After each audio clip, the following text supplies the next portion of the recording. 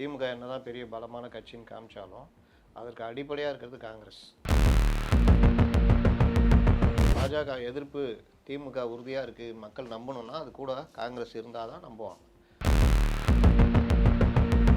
காங்கிரஸ் பீகாரில் தோல்வி அடைஞ்சோன்னா இவங்கள்ட்ட வந்து கை கட்டி நிற்கிறாங்க. மாணிக் தாக்கூர் அகில இந்திய லெவலில் all India Congress committee member. அவர் இங்கே செல்வ பெருந்தகையோ யார் நினைச்சாலும் நடவடிக்கை எடுக்க முடியாது. நயனா நாகேந்திரன் திரிஷா பற்றி பேசினா கருத்து சொல்லலாம். நயனா நாகேந்திரன் என்ன பண்ணணும்லாம் சொல்லக்கூடாது. பாஜக வந்து ஒன்றும் இல்லைன்னு சொல்லிட்டு கிண்டல்லாம் பண்ணுவோம், நோட்டா கூட போட்டி போடுற கட்சியில். இப்போ செல்வ பெருந்தகையோட நிலை என்னவா இருக்கும் சார்? ஏன்னா அவர் ஒரு பேட்சப்காக ரொம்ப முயற்சி பண்ணிட்டே தான் இருக்காரு. அன்றைக்கி இருந்த டிஎம்கேவா இன்றைக்கி இருக்குது. இன்றைக்கி அவங்க டிஜிட்டலைஸில் இன்றைக்கி அவங்க வேறு லெவலில் அவங்க போய்கிட்டு இருக்கிறாங்க. அதிமுக மாறுறதுக்கு கஷ்டப்பட்டுன்னு இருக்குது. இவருக்கு இன்னொரு பிரச்சனை இருக்குது, மாணிக்கம் தாக்கூருக்கு. இவர் பீரியட் முடியுது, செல்வ பெருந்தகை அடுத்த தலைவராக வரலான்னு நினைக்கிறார். ராஜகண்ணப்பனே கூப்பிட்டு திட்டி விட்டுருக்காரு. ஒரு பொதுக்கூட்டம் இருக்குது, முடிச்சு நேரம் கூட்டத்தை கேன்சல் பண்ணிட்டு வாங்கிட்டுருக்காரு. வர வச்சு திட்டி அமைச்சிருக்காரு. நாங்கள் பார்த்துக்குறோம், நீ வந்து இந்த காங்கிரஸ் கூட்டணிக்குள்ளே குண்டு வைக்கிறவெல்லாம் வைக்காத, போ கிளம்பிட்டு. இரண்டு திராவிட கட்சிகளும் ஏன் அவ்வளோ பிடிவாதமாக பவர் ஷேரிங்ன்றது கிடையவே கிடையாது, வரலாறுல கிடையாது. அதுக்கே வரலாறுலாம் எடுக்கிறாங்க, கொடுத்தா என்ன குறைஞ்சு போயிடுவாங்க.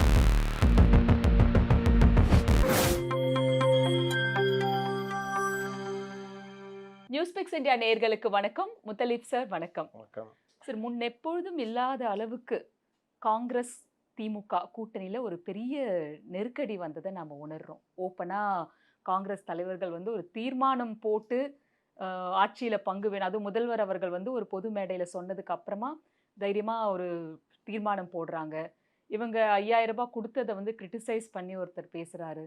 இதெல்லாம் கை மீறி போன மாதிரியான ஒரு சூழல் வந்து இருக்குது. இப்போ இன்றைய நாளிதழ், தேசிய நாளிதழில் பார்த்தோன்னாக்கா திமுக தரப்புலையும் வந்து காங்கிரஸில் தாகூர் அவர்கள் மீது நடவடிக்கை எடுத்தாதான் வேற மற்றதை பற்றி நம்ம பேச முடியுங்கிற கட்டத்தில் பேசுகிறாங்க.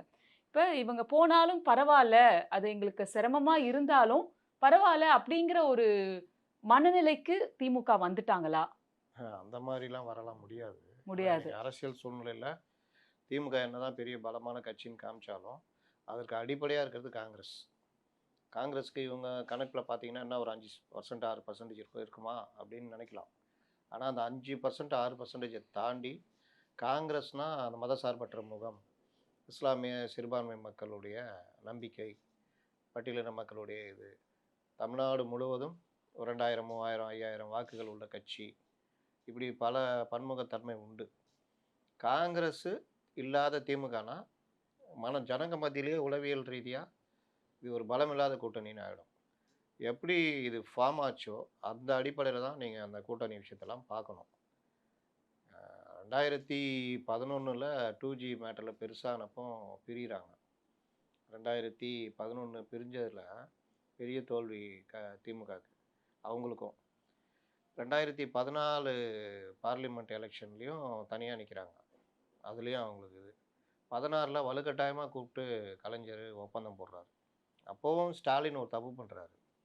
என்ன பண்ணுறாருன்னா, இவரை வாசனை கூப்பிட்டு உள்ளே கொண்டு வரதுக்கு ட்ரை பண்ணுறாரு. கலைஞர் முந்திக்கிட்டு அவர் அங்கே மதியானம் அறிவிச்சா இவர் 4 மணிக்கு தங்கபாலை கூப்பிட்டு சைன் பண்ணி காங்கிரஸ் மீண்டும் கூட்டணின்னு அறிவிக்கிறார்.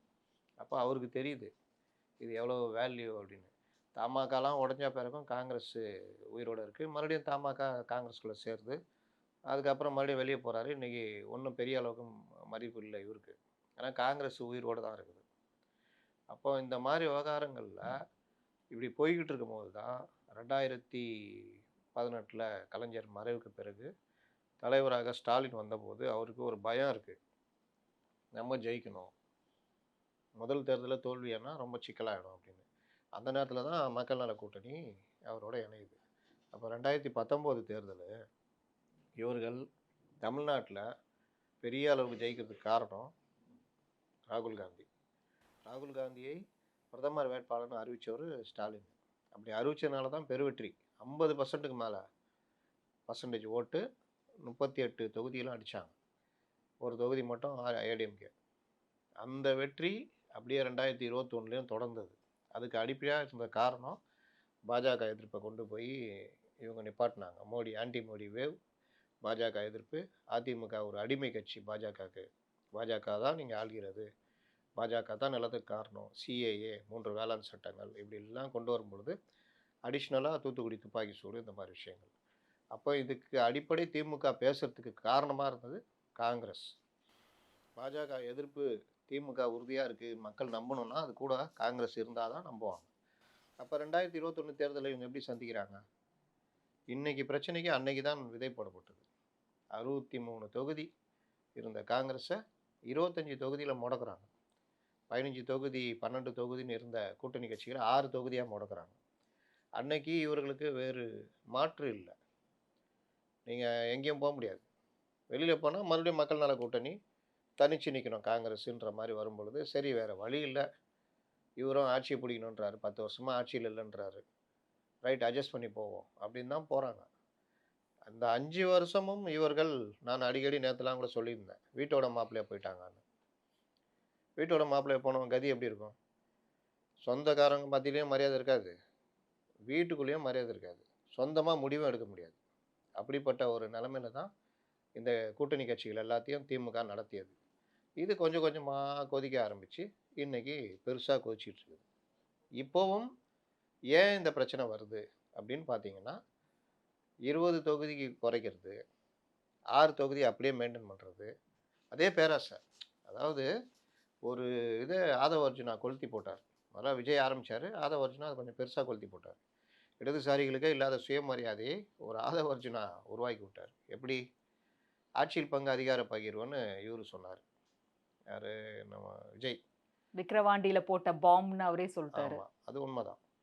சொன்ன உடனே பற்றிக்கிச்சு. ஆதவ அர்ஜுனா விசிகால இருந்துக்கிட்டு, உங்களால் நாங்கன்னா எங்களாலையும் தான் நீங்கன்னாரு. உங்களால் நாங்கள், எங்களாலையும் தான் நீங்கள், எங்களை வச்சு தான் நீங்கள் ஆட்சிக்கு வந்திருக்கீங்க, அப்போ எங்களுக்கு பங்கு இல்லை அப்படின்னு யோசிக்கிறது எப்படி? நீ என்ன இவ்வளோண்டு கட்சி, நாங்கள் வந்து 130 இடம் பிடிச்சிருக்கோம், அந்த மாதிரி நீங்கள் பார்க்குறதுக்கு அந்த 130 இடத்துக்குமே நாங்கள் தான் மூலம், அந்த பார்வையில் பார்க்கணும் அப்படின்ற ஒரு விதை வந்து கொஞ்சம் அப்படியே இதாச்சு. அதை விடுதலை சிறுத்தைகளுக்குள்ளேயும் பண்ணிச்சு, அதை ஒரு மாதிரி அடக்கிட்டாங்க. ஆனால் காங்கிரஸ்குள்ளே அது பற்றிக்கிச்சு. ஏன் பற்றிக்கிச்சுன்னா, காங்கிரஸ் பீகாரில் தோல்வி அடைஞ்சோன்னா இவங்கள்ட்ட வந்து கை கட்டி நிற்கிறாங்க. சோடங்கர் தலைமையில் குழு போட்டு நீங்கள் நம்ம பேச்சுவார்த்தை போகலான்றாங்க.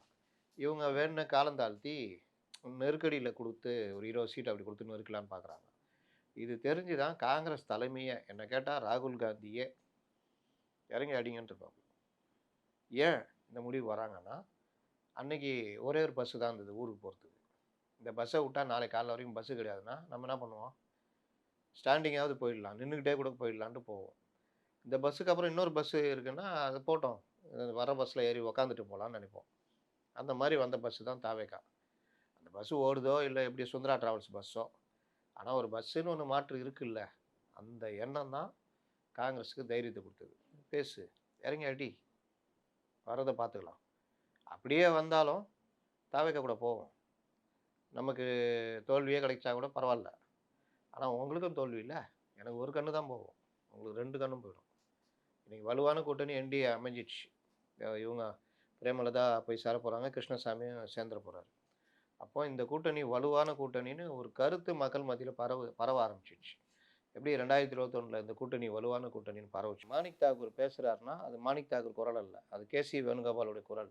சரி, இது வந்து இன்னைக்கு வந்து நாளிதழில் முக்கியமான பேட்டி ஒன்று வந்திருந்தது. தாகூர் அவர்கள் மேல நடவடிக்கை எடுக்கணுன்றது ஒன்று, இன்னொன்று அவர் பேசுறாரு அப்படின்னாக்கா டெல்லி தலைமையில் அனுமதி இல்லாம இந்த அளவுக்கு தொடர்ந்து பேசிட்டு இருக்க மாட்டாரு அப்படிங்கிறதையும் முன் வைக்கிறாங்க. இப்ப காங்கிரஸ் போறதா இருந்தா ஒரு வருடம் முன்னாடியே இதெல்லாம் தெரிஞ்சிருந்ததுனாக்கா கேடர்ஸ் எல்லாரும் அதுக்கேத்த மாதிரி ப்ரிப்பேர் ஆயிருப்போம். அது இல்லாம லாஸ்ட் மினிட்ல இருக்கும் பொழுது இது என்டிஏ கூட்டணிக்கு தான் பலமா இருக்கும் அப்படின்னு ஒரு மூத்த தலைவர் சொன்னதா வந்து செய்தி வெளிவந்திருக்கு. நீங்கள் ஏமாத்துறது மட்டும் முன்கூட்டியே சொல்லியிருந்தா அவங்களும் உஷாராக இருப்பாங்கல்ல. நீங்கள் என்னென்ன திட்டம் வச்சுருந்தீங்க, எப்படி காங்கிரஸை 20 சீட்டுக்குள்ளே முடக்கலான்னு பார்த்தீங்க, காங்கிரஸுடைய பல தொகுதிகளை ஜெயிச்ச தொகுதியில் பிடுங்கிட்டு ஒன்றும் இல்லாத தொகுதியை கொடுக்கலான்னு பார்த்தீங்கன்னா கூட அவங்களுக்கு லேட்டாக தான் தெரிஞ்சுது. இன்னொன்று, மாணிக் தாக்கூர் அகில இந்திய லெவலில் all India Congress committee member. அவர் இங்கே செல்வ பெருந்தகையோ யார் நினச்சாலும் நடவடிக்கை எடுக்க முடியாது. அவர் அகில இந்திய காங்கிரஸ் கட்சியுடைய எம்பிக்களுடைய கொறடா. கொறடானா அது ஒரு கேபினட் அந்தஸ்து மாதிரி, ராகுல் காந்திக்கு அடுத்து. அவர் சொல்கிறது தான் எல்லா எம்பிக்களும் கேட்கணும், 100 எம்பிக்களும். அந்த இடத்துல இருக்கார். 3வது அவர் ஆந்திராவுடைய பொறுப்பாளர், ஆனால் தமிழ்நாட்டில் பேசுகிறார். அவர் அன்றைக்கி அட்டன் பண்ண மாவட்ட குழு கூட்டத்தை வந்து இவர் அட்டன் பண்ணுற அதிகாரமே கிடையாது. ஆனால் இவர் அட்டன் பண்ணுற கூட்டத்தில் எல்லா மாவட்ட நிர்வாகி கலந்துக்கிறாங்க அங்கே மதுரையில். அப்போ இதெல்லாம் எப்படி நடக்குது? கீழ்மட்ட அளவில் இவர்களுக்குள்ளே இருந்த கோபம் இன்றைக்கி வெடித்து கிளம்புது. அதுக்கு அடிப்படையாக இருக்கிறது திமுகவுடைய அந்த அவங்க டிஎன்ஏல இருக்கிற அந்த ஆணவம். கூட்டணி கட்சிகளை ஆணவத்தோடு நடத்துறது. ரொம்ப ஒரு எங்களால் தான் நீங்களாம் அப்படின்ற அந்த தொனி இருக்குல்ல, அது ரொம்ப தவறான ஒன்று அப்படின்றது போக போக இப்போ வெடித்து கிளம்புது. இன்றைக்கி காங்கிரஸ், நாளைக்கு சிபிஎம், சிபிஐ.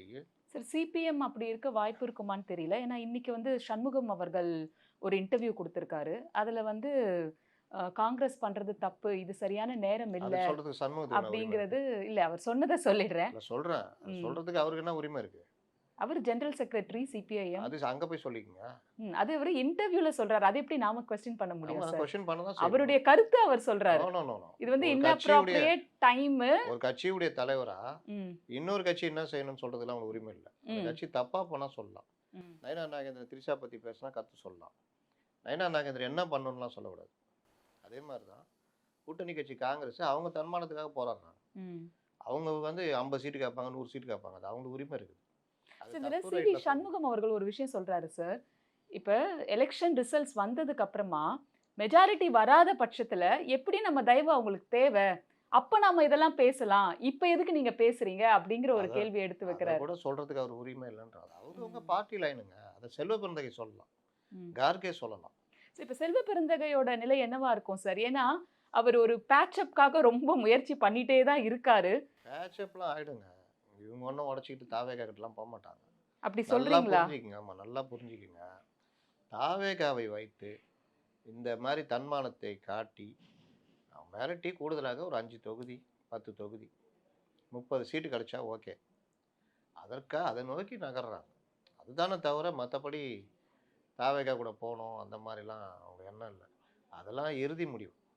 அதனால் அதை நோக்கி நகர்றதுலாம் நடக்காது. இன்னொரு விஷயம், இவர் நம்ம செல்வ பெருந்தகை வேற என்ன வழி? மாநில தலைவர் அவர். அவரால் மாணிக் தாக்கூரையும் அடக்க முடியாது.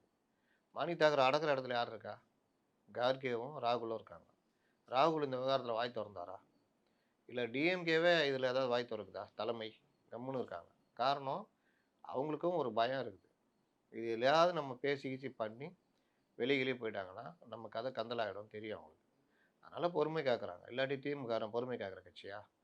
இது மேலே இருக்கிறவங்கள்ட்ட பேசி சரி பண்ணலாம். 22 தேதிக்கு மேலே ஒரு 30 எம்எல்ஏ கொடுத்து சரி பண்ணலாம் அப்படின்னு. திமுகவுக்கு இன்னொரு பிரச்சனை என்ன இருக்குன்னா, இவங்க கேட்கறதெல்லாம் கொடுத்தா இவங்க ஜெயிக்க மாட்டாங்க.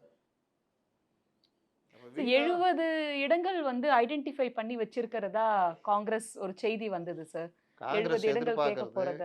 காங்கிரஸ் இங்கே இருக்கிறவங்க உருட்டி டெஸ்கில் உட்காந்து உருட்டிட்டு இருக்கிறது இதெல்லாம் கிடையாது. நான் பேசின வரைக்கும் அவர்கள் எதிர்பார்க்கறது அதிகபட்சம் 40. அது தரமாட்டாங்கன்னு தெரியும். 30 வந்தாலும் ஓகே. அவங்களுக்கு என்ன பயம்னா, நீ 20 ஆக்கிடுவேன்றதான் பயம். அதே மாதிரி காங்கிரஸ் ஜெயிச்ச தொகுதியில் சில தொகுதிகளை திமுக எடுக்குதுன்னா அவங்க அதுக்கு ரெடியாக இருக்காங்க. ஏன்னா அங்கே இனி ஜெயிச்சா நின்னாலும் ஜெயிக்க முடியாதுன்ற ஒரு நம்பிக்கை வருது, ஒரு அவநம்பிக்கை. அதனால் அதுக்கும் ரெடியாக இருக்காங்க. இந்த இதுக்குள்ள இவருக்கு இன்னொரு பிரச்சனை இருக்குது. மாணிக்கம் தாக்கூருக்கு இவர் பீரியட் முடியுது. செல்வ பெருந்தகை அடுத்த தலைவராக தான் வரலான்னு நினைக்கிறார். அது வந்து ஒரு பெரிய இது இல்லை. அதில் உங்களுக்கு கேசி வேணுகோபாலுடைய ஆதரவு பெற்றவர், ராகுல் காந்திக்கு நெருக்கமானவர். அதனால் நமக்கு இந்த சான்ஸ், இந்த ரேஸில் நம்ம இப்போ அடிக்க ஆரம்பித்தா நம்ம அந்த ரேஸில் முந்தலாம் அப்படின்னு நினைக்கிறாரு. அதுதான் மாணிக்கம் தாக்கூருடைய இது. அதுக்கு தன்மானத்தை உயர்த்தி பிடிக்கிறார், இதெல்லாம் பண்ணுறாரு. அது நம்ம தானே செய்வாங்க கீழே இருக்கிறவங்க. ஆனால் ஒன்று பாருங்கள், இவ்வளவுக்கு பிறகு இவர்கள் சேர்ந்து நின்னா இவங்க சொன்ன அந்த ஜெல் ஆகலான்னு சொன்னாங்கல்ல, அது இங்கே நடக்கும். இல்லை, இதுக்கப்புறமா அவங்க ஜெல் ஆவாங்களான்ற வாய்ப்பு சந்தேகம் கம்மி. காமன் மேன் மத்தியிலேயே வந்துடும்னு வச்சுக்கோங்களேன். சார் ஒரு விஷயம், இப்ப கர்நாடகா, தெலுங்கானால பார்த்தா காங்கிரஸ் வந்து உயிர் தெழுந்திருக்குன்ட்டே அப்படியே சொல்லலாம் நாம. இப்ப அவங்க கேரளா, பாண்டிச்சேரி, தமிழ்நாடு இந்த இடத்துல மொத்தமா தென்னகத்துல தன்னோட இருப்பு அதிகப்படியா வெளில தெரியணும்.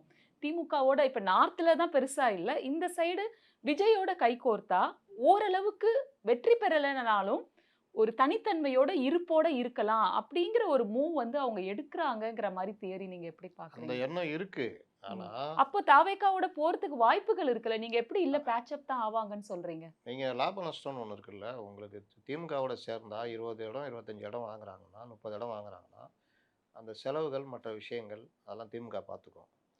தொண்டர் படையும் இருக்குது. தேர்தல்ல அவங்க ஒர்க் பண்ற ஸ்டைல் வேற.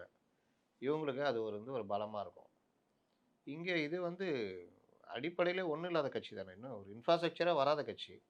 இவர்கள எத நம்பி போயி சேர்றது? நாளைக்கே விஜய் பை பை சொல்லிட்டு போயிட்டாருன்னா என்ன பண்ணுவீங்க? விஜய் இன்னைய வரைக்கும் ஒரு கட்சி தலைவரா என்ன பண்ணியிருக்காரு? இல்ல அந்த கட்சியில தான் யார் அனுபவம் வாய்ந்த தலைவர்கள் இருக்காங்க? செங்கோட்டையனுக்குலாம் மரியாதையே இல்ல. இப்போ வரைக்கும் மரியாதை இல்ல. அப்போ அந்த கட்சிய நம்பி எத வச்சு போறது? 234 தொகுதியில 60 தொகுதி, 70 தொகுதி குடுக்குறாங்கன்னே வச்சுக்கங்க. மீதி தொகுதியிலயும் காங்கிரஸ் ஒர்க் பண்ணணும்ல. இன்னைக்கு நேத்து வந்த கட்சி பாஜக, பாஜக வந்துரும், பாஜக வந்துரும்ன்றாங்கல்ல. பூத் கமிட்டியில பெரிய அளவுல வச்சிருக்க கட்சி 3வது பெரிய கட்சி பாஜக. 60,000 பேர் இருக்காங்க அதுல. ரெஜிஸ்டர்டு. தாவேகா என்னன்னா உருட்டுனாங்க. நாங்க தான் பெரிய எங்களுக்கும் திமுகவுக்கு தான் போட்டி. 70,000 பேர் இருக்காங்க பூத் கமிட்டின்னு. அவ்வளவும் ஃபேக்கு. புஸ்ஸி உருவாக்குன ஃபேக்கு. இன்னைக்கு அவங்க அதுல ஒண்ணுமே கிடையாதுன்றது தான் நிரூபணம் ஆயிடுச்சு. அது எதுல நிரூபணம் ஆச்சுன்னா, எஸ்ஐஆர் ஒர்க் இருக்குல்ல. அதுல இவர்கள் 10% கூட ஒர்க் பண்ணலன்றது அவங்க கட்சிக்குள்ளேயே பெரிய தகராறாச்சு. அப்ப என்னான்னு பார்த்தா, எல்லாம் ஃபேக்கு.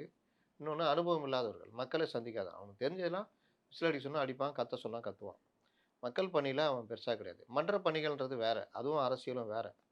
டிக்கெட் வாங்குவான், விப்பான். கொஞ்சம் பைசா கலெக்ட் பண்ணி அங்க ஒரு 10 பேருக்கு சாப்பாடு போடுவான், இது பண்ணுவான். இதெல்லாம் அரசியல் கிடையாது. அப்போ அந்த கட்சி இன்னை வரைக்குமே ஒரு அடுத்த கட்டத்த நோக்கி நகரவே இல்ல. அப்படியே தான் இருக்குது அது. அது ஒரு மன்றமா தான் செயல்பட்டுட்டு இருக்குது. அத நகர்த்துறதுக்கான வேலைய செய்ய வேண்டிய ஆளு விஜய். அவரே ஒரு ஆள் நகர்த்த வேண்டியதா இருக்கு. தேரு சாமி இந்த உற்சவத்துக்கு வர்ற மாரி வந்துகிட்டு இருக்காரு. இப்போ வரைக்கும் அவரால பொதுக்கூட்டத்தில அட்டெண்ட் பண்ண முடியல. நிர்வாகிகள் சந்திப்புன்னு ஒரு கூட்டத்த நடத்துறாங்க. அந்த கூட்டத்துக்கு போலீஸ் ரெஸ்ட்ரிக்ட் பண்ண தான் செய்யும். அத பண்ணுனா, அத பொதுமக்கள் சந்திப்பு மாரி நம்மளுக்கிட்ட காமிக்கிறாங்க. பாருங்க அவருக்கு பர்மிஷன் குடுத்தா வருவாரு. ஆனா, அவருக்கு பர்மிஷனே குடுக்க மாட்டேங்கிறாங்க. அப்போ என்ன எடப்பாடிக்கெல்லாம் நான் ரெட் கார்பெட் போட்டா வாங்கன்னு சொல்லுவாங்க. அவர் மட்டும் எப்படி 180 கூட்டம் அட்டெண்ட் பண்றாரு?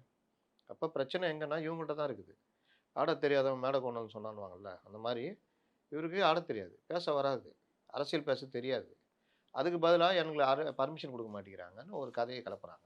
இவங்கள நம்பி எப்படி காங்கிரஸ் முடியும்? காங்கிரஸ் போறது காங்கிரஸ்க்கு நல்லது தான். இன்னைக்கு முடிவெடுத்தா, அவங்களுக்கு அந்த ஆசையும் இருக்குது, இதுவும் இருக்குது. அதாவது கேரளால நல்ல ஒரு இது வரும். காங்கிரஸ்க்கு வாய்ப்பு இருக்கும். விஜய் கூட சேர்ந்தா. பாண்டிச்சேரியிலயும் நல்ல வாய்ப்பு இருக்கும்.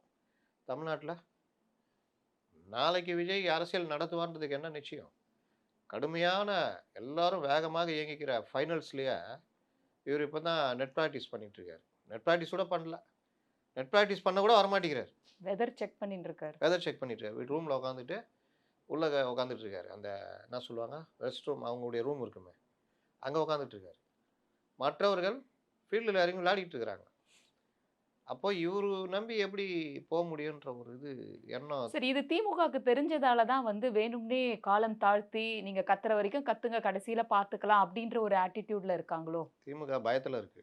ம், வெளியில காமிச்சுக்கல அவ்வளோதான். ம். அவர்களுக்கு நல்லா இல்லாட்டி இந்நேரத்துக்கு மாணிக் தாக்கூருக்கு எதிராலாம் பெரும் போராட்டம் அது இதுன்னு அறிவிச்சு தலைவர்கள்லாம் கொந்தளிச்சிருப்பாங்க. ராஜகண்ணப்பனே கூப்பிட்டு திட்டி விட்டுருக்காரு. கூப்பிட்டுருக்காரு ஒரு பொதுக்கூட்டம் இருக்குது நேரா கூட்டத்த கேன்சல் பண்ணிட்டு வாங்கன்ருக்காரு. வர வச்சு திட்டி அனுப்பிச்சிருக்காரு. நாங்க பார்த்துக்குறோம். நீ இந்த காங்கிரஸ் கூட்டணிக்குள்ள குண்டு வைக்கிற வேலைலாம் வைக்காத போ கிளம்புன்ருக்காரு. அப்போ அந்த அளவுக்கு பயம் இருக்குது. அதான் நான் சொல்றேனே, துணிஞ்சிட்டா சரி யார அடிக்க முடியும்னா, யாரு பலவீனமா இருக்காங்களோ அவங்கள தான் அடிக்க முடியும். எவ்வளோ காலம் பலவீனமாவே இருந்தா, அதத்தான் அது சொல்றேன். யாரோட பிரச்சனை? அததான் சொல்றேன். அது காங்கிரஸுடைய பிரச்சனை தான். நாளைக்கு தாவேகா ஜெயிக்கலன்னா யாருடைய பிரச்சனை? மக்கள் பிரச்சனையா? அந்த தொண்டர்கள் பிரச்சனையா? எல்லாம் ரெடியா இருந்தாங்க. தலைமை பதவி குடுக்கறதுக்கு ரெடியா இருந்தாங்க. நீ பதவியை வாங்கிக்கிட்டு போராட்டத்தில் இறங்கிறதுக்கு ரெடியாக இல்லை. காங்கிரஸும் அப்படி தான். காங்கிரஸ் 80கள்லாம் 30% வச்சிருந்த காங்கிரஸ் ஏன் இன்னைக்கு இந்த நிலைமைக்கு வந்திருக்கு? நடக்காம நான் நடக்கவே மாட்டேன், 10 வருஷமா நான் நடக்க மாட்டேன் அப்படின்ட்டு இன்னைக்கு என்னால் நிற்க முடியல, நடக்க முடியல அப்படின்னு சொன்னா அங்க தொண்டர்கள் யார் இருக்காங்க சார்? வேலை செய்யறதுக்கு இருக்காங்களா? இப்ப நீங்க பிஎல்ஏ பத்தி பேசும்பொழுது, மத்த கட்சிகள் பத்திலாம் சொன்னீங்க. காங்கிரஸோட நிலவரம் என்ன? தளபதி அவர்கள் சொன்னது உண்மையா? அதாவது பாஜக வந்து ஒன்றும் இல்லை ஒன்றும் இல்லைன்னு சொல்லிட்டு கிண்டல்லாம் பண்ணுவோம், நோட்டா கூட போட்டி போடுற கட்சின்னு. எப்படி ஒரு அண்ணாமலை வந்த பிறகு அது ஒரு 11% மாறுது? ஜனங்க ரெடியாக இருக்காங்க மாற்றுக்கு. நீங்கள் என்ன கொடுக்குறீங்கன்றதான் மேட்ரு. அப்போ இந்த நேஷனல் பார்ட்டியை மீறி அண்ணாமலையால் பண்ண முடிஞ்சதில்ல திமுகவை. இத்தனைக்கும் அண்ணாமலைக்கு வேறு அசைன்மெண்ட்லாம் வேறு இருந்தது, அந்த கூட்டணி உடைக்கிற அசைன்மெண்ட்லாம் இருந்தது. இருந்தும் திமுக எதிர்ப்புன்றதுல உறுதியாக இருந்ததுனால வந்ததில்லை. அந்த மாதிரி நான் ஏன் வீட்டோட மாப்பிள்ளைன்னு சொன்னேன். கல்யாணம் பண்ணால் என் ஒய்ஃப் என் கூட தாங்க இருக்கணும், உங்கள் வீட்டுக்கு வந்து போயிருக்கிறோம், இங்கெல்லாம் வந்து நான் இருக்க முடியாது, என் தனித்தன்மை போயிடும், எனக்குன்னு ஒரு இது இருக்குல்ல அப்படின்னு முடிவெடுத்தா அது மரியாதை. இங்கேயே இருந்துட்டா காங்கிரஸும் கூட்டணிக்கு ஏன் சிபிஎம்கே மரியாதை போச்சு?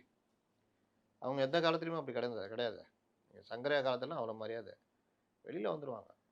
அந்த 8 பேரோ 10 பேரும் அவங்க மக்கள் பிரச்சனை பேசுவாங்க, போராட்டம் நடத்துவாங்க, எல்லாம் பண்ணுவாங்க. சரி, எங்களுக்கு ஆட்சியில பங்கு வேண்டான்னு ஓப்பனா சொல்றாங்களே சார். இன்னைக்கு சண்முகம் அவர்களும் அதுதான் பேட்டியில சொல்லியிருக்காரு. ஏங்க எங்க ஆட்சி கட்சி ஆட்சி அமைச்சா தான் நாங்க இருப்போமே தவிர, அடுத்த கட்சி இதுல நாங்க பங்கு கேட்க மாட்டோம் அப்படின்னு இந்த உருட்டெல்லாம் சொல்லியிருக்காரு. நாங்கள் 20 வருஷம் கேட்டு வந்துட்டோம். ம். ஆனால் சொல்கிறேன், ஆட்சியில் உங்களுக்கு பங்கு கொடுக்கணும், அதை பற்றி அன்னைக்கு டாபிக்.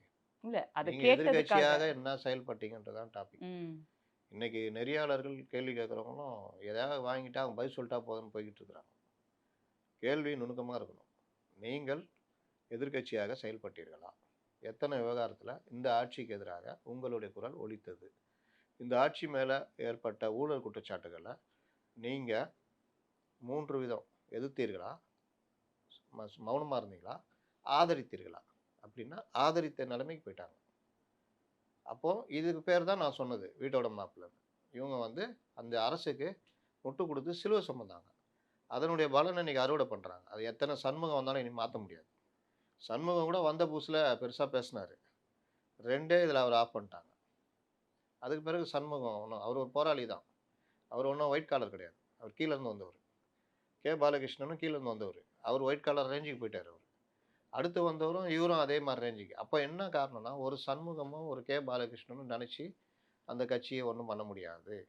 கட்சி அமைப்பே ஒயிட் காலர்கள் கையில் போயிடுச்சு, மிதவாதிகள் கையில் போயிடுச்சு. மார்க்சிஸ்ட் கம்யூனிஸ்ட் கட்சியுடைய அடிப்படை தொழிலாளி வர்க்கத்திலேருந்து தலைமைக்கு பதவிக்கு வரணும், அவர்கள்ட்ட தான் அந்த புரட்சிகர எண்ணம் இருக்கும், மக்களுக்கான எண்ணம் இருக்கும். ஒரு பிரச்சனையில் உங்களுக்கு உடனடியாக கோவம் வந்து இறங்குறீங்கன்னா உங்களுக்கு ஒரு வீரம் இருக்குன்னு அர்த்தம். அப்படியே கண்டு காணாமல் போகிறீங்கன்னா நீங்கள் அந்த இடத்துல ஒயிட் காலர் ரேஞ்சுக்கு போயிடுறீங்க. மார்க்சிஸ்ட் கம்யூனிஸ்ட் கட்சி எப்போ பிரகாஷ் காரட்டு இந்த யெச்சூரி இவங்கலாம் வந்தாங்களோ அந்த காலத்துலேருந்து அது ஒரு மாதிரி இதாக போயிடுச்சு. அதில் நீங்கள் மேல் மட்டத்தில் கட்சியில் தலைமை பொறுப்பில் வர்றவங்கலாம் பார்த்தீங்கன்னா ஒயிட் காலர்ஸ், எல்ஐசி, பேங்க்கு, இப்படி இவங்க ரோட்டில் எப்படி இறங்குவாங்க? அதிகபட்சம் பெட்டிஷன் வேணால் போடுவாங்க. அப்போ யார் இருக்கணும்? தொழிலாளி வர்க்கத்தை சேர்ந்தவர்கள் தான் தலைமை பதவி வரும், போராட்ட குணம் இருக்கும். ஒத்துக்க மாட்டாங்க. இன்றைக்கி சவுந்தரராஜன் இன்றைக்கி போக்குவரத்து தொழிற்சங்கத்தில் என்ன பண்ணிகிட்டு இருக்காரு? சிந்தனை இருந்த காலம் இருந்த போக்குவரத்து தொழிற்சங்கமாக இருக்குது. இது இன்னொன்று குளோபலைசேஷன், குளோபலையில் உலகம் முழுவதுமே ஒரு மாற்றம் வந்துக்கிட்டு இருக்குது. தொழிற்சங்கங்கள் ஒழிக்கப்படுது. இதெல்லாம் இந்த காலத்தில் நீங்கள் எப்படி செயல்படணும், உங்களுடைய நாலேஜ் எப்படி அப்டேட் ஆகணும். அப்போ தொழிற்சங்கம் இல்லாத காலத்தில் நீங்கள் தொழிற்சங்கத்தையும் மீறி கட்சி அரசியல் எப்படி கொண்டு போகணும், இது எதுவுமே இல்லையா? வழக்கமான நடைமுறை, அதே பாணி, அதே இது. ஒரு தீக்கதிரி பத்திரிக்கையை வளர்த்து கொண்டு போக முடியுதா? அதை டிஜிட்டலைஸ் ஆக்க முடியுதா? முடியல. ஏன்னா இவர்கள் சடங்குபூர்வமாகவே வாழ்ந்துக்கிட்டு இருக்கிறாங்க. அப்படியே டெய்லி வரணும், அன்றாட வேலைகளை பார்க்கணும், அப்படியே போயிடணும். இன்றைக்கி வர்றதுல நம்ம என்ன அடுத்து கூடுதலாக சிந்திக்கலாம், அடுத்து என்ன பண்ணலாம். இன்றைக்கி டிஎம்கே அதில் இருக்குல்ல, அன்றைக்கி இருந்த டிஎம்கேவா இன்றைக்கி இருக்குது. இன்றைக்கி அவங்க டிஜிட்டலைஸில் இன்றைக்கி அவங்க வேறு லெவலில் அவங்க போய்கிட்டு இருக்கிறாங்க. அதிமுக மாறுறதுக்கு கஷ்டப்பட்டுன்னு இருக்குது, பழகினோம். அப்போ நீங்கள் வந்து ஏராளமான இளைஞர்களை, நவீன இளைஞர்களை வச்சுக்கிட்டும் ஏன் அந்த இது பண்ண முடியல? என்னதான் 10 இளைஞர் வந்து சொன்னாலும் தலைமை பொறுப்பில் இருக்கும், அவங்கள அங்கீகரித்து அவங்கள ஃப்ரீயாக செயல்பட விடணும். எங்கள் காலத்துலேருந்தே நாங்கள் பார்த்துட்டோம். அதனால் இதெல்லாம் தான் இந்த ஆட்சிக்கு முட்டு கொடுக்குறதுல எதிரொலிக்குது. ஏன் ஒரு கனகராஜும் ஒரு அருணும் அருணனும் டிவி டிபேட்டில் பங்கேற்கிறாங்க? அவர்கள் ராஜாவை மிஞ்சிய ராஜ விசுவாசிகளாக இந்த அரசுக்கு முட்டு கொடுக்குறாங்க. கோபம் வருது அவங்களுக்கு. ஊழல்னு சொன்னா எப்படி வர்றாங்கன்னா, அவங்க ஊழல் இல்லையான்னு கேட்குறாங்க. அப்படி கேட்கும் பொழுது உங்க மேல அபிப்பிராயம் போயிடும். அவனும் ஊழலு, இவனும் ஊழலியா? ஊழல்னா ஏத்துக்க மாட்டோம் நாங்க. யாரா இருந்தாலும் ஏத்துக்க மாட்டோம். நாங்க தொகுதி உடன்பாடு தான். இவர்களுடைய எண்ணத்துக்கெல்லாம் நாங்க ஆள் கிடையாது. அப்படின்ற இது வரணும். அதனால தான் சொல்றேன். காங்கிரஸ் எப்பவுமே அந்த புத்தி உண்டு. புதுசா சேர்ந்த கூட்டாளிகள்னா இவங்க. அதனால தான் இவர்கள் திமுக இவர்களை நம்ம கீழேயே வச்சுக்கிட்டு நம்ம ஆட்சி இத அனுபவிக்கலாம்னு பார்க்குறாங்க. இன்னைக்கு அது முட்டுற மாரி ஒரு தோற்றம் வருது. அது தோற்றம் இல்ல. சீட் கொஞ்சம் அதிகமா நீங்க பாருங்க. இந்த 22ஆம் தேதிக்கு மேல ஒரு அமிக்கபிளா 30 தொகுதி போயிடும்ன்றீங்க. முடிச்சுருவாங்க. நான் சொன்னது தான் நடக்கும். நடக்கும். பார்க்கலாம் சார். அதுக்கப்புறம் நாம சந்திப்போம். இறுதியா ஒரே ஒரு கேள்வி சார். 2 திராவிட கட்சிகளும் ஏன் அவ்ளோ பிடிவாதமா பவர் ஷேரிங்ன்றது கிடையவே கிடையாது. வரலாறுல கிடையாது. அதுக்கு ஏன் வரலாறெல்லாம் எடுக்குறாங்க? குடுத்தா என்ன குறைஞ்சு போயிடுவாங்க? முதலாளித்துவ அமைப்புல அவரவர்கள் பிழைப்பது தான் அவங்க பார்ப்பாங்க. அப்போ நிர்பந்தம் வந்தா மட்டும் தான் குடுப்பாங்க.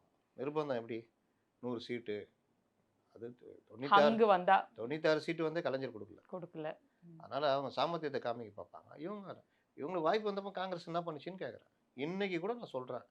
போனா போகுதுன்னு தாவேகா கூட சேரணும். அவங்களுக்கு ஏதாவது ஒரு பயிற்சிய குடுக்கணும். குடுத்து கிடுத்து விஜய் ஓ! இழுத்து பிடிச்சு பயிற்சி காங்கிரஸ் வேற குடுக்கணும்ன்றீங்களா? என்ன பண்றது? முடியுமா உங்களுக்கு? இருக்காங்களா ஆட்கள்? இவருக்கே வண்டி ஓட்ட தெரியாது. இவரு அவருக்கு சரி நீங்க ஆக்சிடென்ட் ஆகாம ஏதாவது ஓட்டிக்கிட்டு தத்தக்கா புத்தக்கான்னு ஓட்டணும். வேற என்ன பண்றது? அதான் நிலைமை இன்னைக்கு. நன்றி சார். 22ஆம் தேதிக்கு அப்புறம் என்ன மாரி தகவல்கள் வருதுன்றத பார்ப்போம். வணக்கம்.